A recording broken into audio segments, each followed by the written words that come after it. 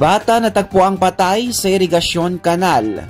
Isang batang lalaki ang tinatayang higit 1 taong gulang ang nasawi matapos malunod sa isang irrigation canal sa Barangay Panay, Sitio Niño, South Cotabato noong hapon ng Miyerkules, Abril 9, 2025. Kinilala ang biktima bilang si Baby Kani na agad namang isinugod sa ospital matapos matagpo ang palutang-lutang sa kanal na nasa bahagi ng Purok Rizal 1.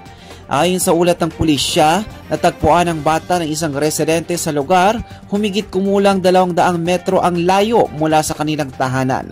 Sa kabila ng agarang responde at pagsugod sa ospital, idiniklara ding dead on arrival ang bata. Batay sa inisyal na investigasyon, napag-alamang naiwan umano ang bata at posibleng aksidenteng nahulog sa naturang kanal ng patubig.